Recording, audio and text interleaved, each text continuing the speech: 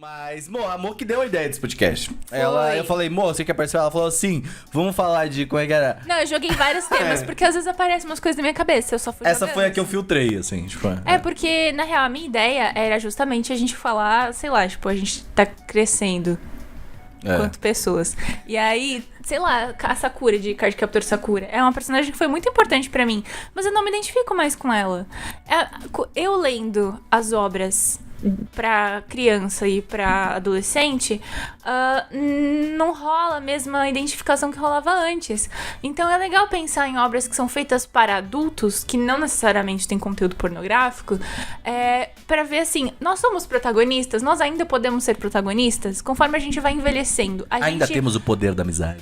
E a gente ainda é visto pela sociedade como protagonistas, né? E aí entra num debate de etarismo também. Porque quantos idosos protagonistas de séries vocês veem? Viu, você falou que só jogou um monte de ideia. Né? Bem construídos, Sim, né? e que são pessoas ativas e não o avô do protagonista. É. E que morreu e ele é a motivação, sabe? Eu até no Yu Hakusho só tinha de adulto, de fato, era a velhinha lá. A Genkai. Não, mas a Genkai é uma puta velha foda. É, foda pra caralho. Exato. Mas ela não era protagonista. Não. Exatamente. E eu gostei muito dessa ideia, porque a gente, como a gente falou, tipo, podcast, a gente já falou sobre vida adulta e tal. E aí agora, tipo, a gente consegue nos identificar, tipo, porque eu também sinto que várias coisas, assim, tirando poderzinho, essas coisas, mas falando porque o anime tem muito slice of life, né? O dia a dia, tem muito anime sobre isso. E o dia a dia, geralmente, que eu vejo, na época que a gente tava, era a escola, eram as coisas que a gente se identificava, né? Sim. E aí, se tu pegar pra agora, a gente se identifica com o quê, né? Tipo... Tem uma diferença também entre anime e mangá. Boleto.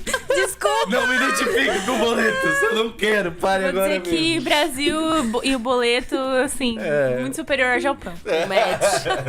Mas eu acho que tem uma diferença entre que a gente tá falando, a gente é representado e tal. Tem uma diferença entre anime e mangá. Porque se você vai ver mangás, tipo, tem mangás que falam sobre personagens mais velhos e sobre outros assuntos, que esses mangás acabam não sendo, às vezes, nem traduzidos, né, nem pro inglês, ou nem adaptados em anime, mas a produção de mangá tem muito mais coisa, e aí quando chega no anime as coisas vão ficando mais. Mas o que eu percebo é que, assim, antes, tipo, quando eu era criança, tinha essas identificações assim, sei lá, tipo Digimon, ou Pokémon, ou Sakura e tal. Aí foi ficando adolescente, tinha esses 1 milhão de anime escolar e tal, que rola uma identificação. Aí você vai pra faculdade, começa a ficar um pouco menor, mas começa a ter alguns animes ali que falam sobre, né, a juventude mais madura.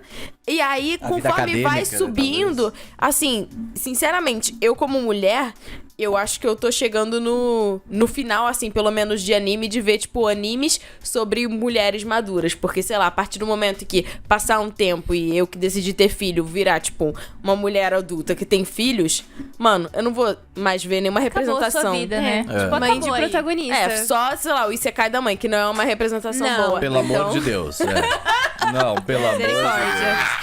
Mas agora que tu falou, agora pra pensar também, tipo, dificilmente vai ter alguma coisa, dificilmente tem algum anime que retrata isso, na verdade, a vida de uma mãe, ou até de um pai, também tem alguns a mais, né? Tem a Inazuma, que tem sinceramente, eu vejo até que tem mais pai solo do que mãe solo. Por que isso? Será? Agora que eu fiquei essa dúvida, né? Não, eu acho que existe uma questão cultural de, no Japão, existirem situações em que a mulher, ela abandona o marido com a criança. Tipo, é uma coisa que é mais comum lá do que aqui no Brasil. E os caras acabam sofrendo muito preconceito também, porque, enfim, não é a função do homem fazer esse trabalho de cuidar de uma criança.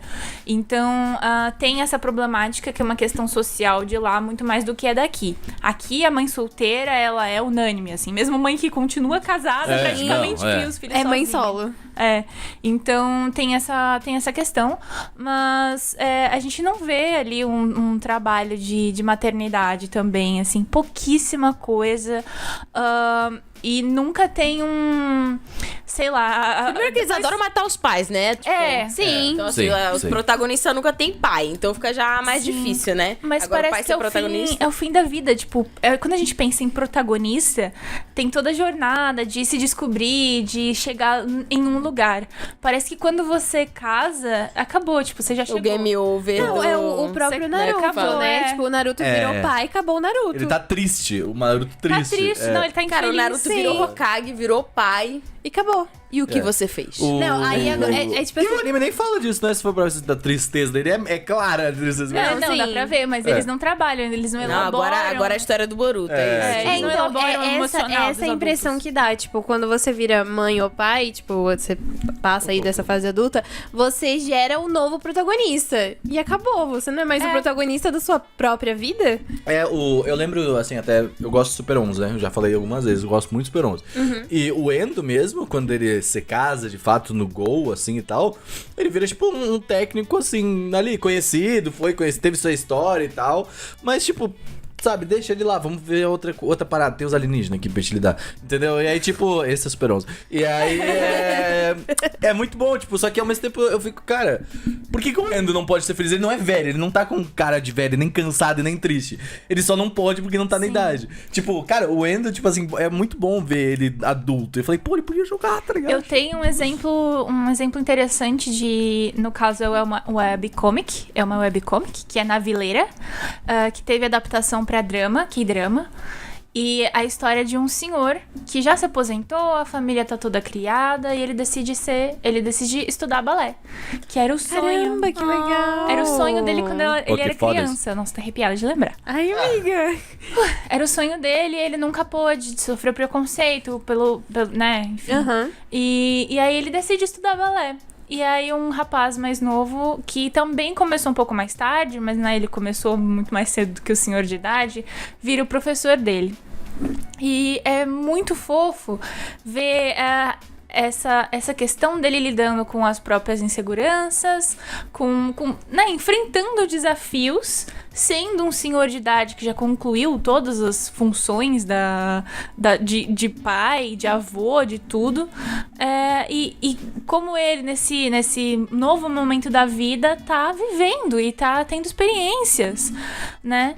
Então, é uma obra que eu acho fascinante, eu acho que é muito sensível e trabalha justamente isso que a gente passa por vários momentos. Eu acho que agora eu tô revendo também momentos da minha vida e pensando em coisas que eu deixei de fazer, o que eu ainda quero fazer, coisas que eram meus sonhos que eu deixei de lado porque eu não podia me focar naquilo na época, e como eu faço isso hoje, sabe?